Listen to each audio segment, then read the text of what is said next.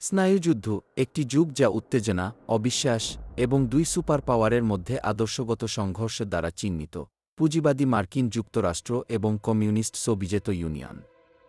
এখন প্রশ্ন আসে, কমিউনিজম কি?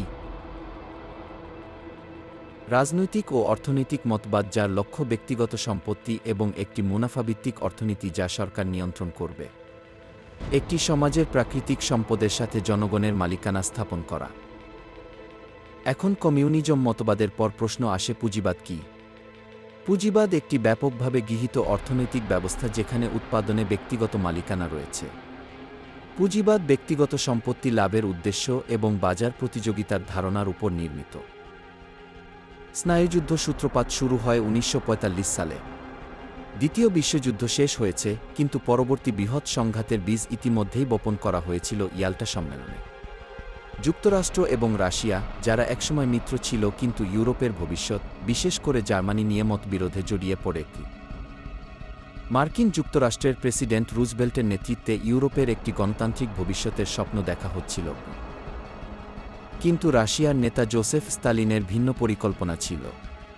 তিনি পূর্ব ইউরোপে কমিউনিস্ট রাষ্ট্রের একটি বাফার জোন তৈরি করতে চেয়েছিলেন, যা সোভিয়েত প্রভাব নিশ্চিত করবে। কিন্তু এই বিভাজনকে সত্যিকার অর্থে বোঝার জন্য আমাদের ১৯১৭ সালে ফিরে যেতে হবে, যখন রাশিয়ান বলশেভিক বিপ্লব প্রভিশনাল সরকারকে উৎখাত করে একটি কমিউনিস্ট শাসন ব্যবস্থা প্রতিষ্ঠা করে। এই বিপ্লব শুধু রাশিয়াকে বদলে দেয়নি, এটি রাশিয়া এবং পশ্চিমা শক্তিগুলোর মধ্যে ক্রমবর্ধমান শত্রুতার মঞ্চ তৈরি করেছিল। মার্কিন যুক্তরাষ্ট্র এবং ব্রিটেন বলশেভিক বিরোধী হোয়াইট আর্মিকে সমর্থন করেছিল, যা আদর্শগত বিভাজনকে আরও গভীর করে। তাহলে আসল বিভাজন কি ছিল? এটি ছিল পুঁজিবাদ বনাম কমিউনিজম। মার্কিন যুক্তরাষ্ট্র মুক্ত বাজার, গণতন্ত্র এবং ব্যক্তিগত স্বাধীনতার পক্ষে ছিল, যেখানে রাশিয়া কেন্দ্রীভূত নিয়ন্ত্রণ এবং একটি কমিউনিস্ট রাষ্ট্রকে সমর্থন করত। দুটি আদর্শ যা শান্তিপূর্ণভাবে সহাবস্থান করতে পারত না, যা দ্বিতীয় বিশ্বযুদ্ধের সময় এই পার্থক্যগুলো স্পষ্ট হয়ে ওঠে। তবে রাশিয়ার নেতা স্তালিন পশ্চিমা দেশগুলোর প্রতি সন্দেহ বাড়াতে থাকে, বিশেষ করে যখন যুক্তরাষ্ট্র এবং ব্রিটেন ইউরোপে দ্বিতীয় ফ্রন্ট খোলায় দেরি করেছিল। ইয়াল্টা এবং পটসডাম সম্মেলনে এই উত্তেজনা তীব্র হয়ে ওঠে। রাশিয়ার নেতা স্তালিন পূর্ব ইউরোপে নিয়ন্ত্রণ নিশ্চিত করতে চেয়েছিলেন, যেখানে যুক্তরাষ্ট্র গণতন্ত্র এবং মুক্ত বাণিজ্যের পক্ষে ছিল। এই ভিন্নমতগুলো স্নায়ুযুদ্ধের ভিত্তি তৈরি করে। ১৯৪৭ সালে প্রেসিডেন্ট হ্যারি ট্রুম্যান কমিউনিজমের বিস্তার রোধে আটকানোর নীতি ঘোষণা করেন, যা ট্রুম্যান নীতি নামে পরিচিত হয়ে ওঠে।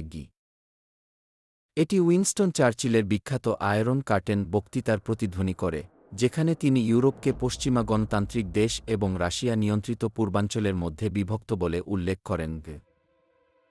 কমিউনিজম প্রতিরোধের জন্য যুক্তরাষ্ট্র মার্শাল পরিকল্পনা চালু করে, যা যুদ্ধবিধ্বস্ত ইউরোপীয় দেশগুলোকে অর্থনৈতিক সহায়তা প্রদান করে।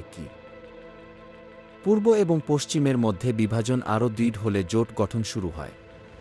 ১৯৪৯ সালে মার্কিন যুক্তরাষ্ট্র এবং তার মিত্ররা ন্যাটো গঠন করে, যার উদ্দেশ্য ছিল পশ্চিম ইউরোপে কমিউনিস্ট সম্প্রসারণ প্রতিরোধ করা।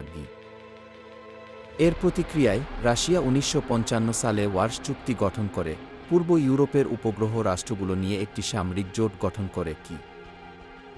স্নায়ুযুদ্ধ কোনো রণক্ষেত্রের যুদ্ধ ছিল না, এটি ছিল আদর্শগত লড়াই, পুঁজিবাদ বনাম কমিউনিজম, গণতন্ত্র বনাম স্বৈরতন্ত্র।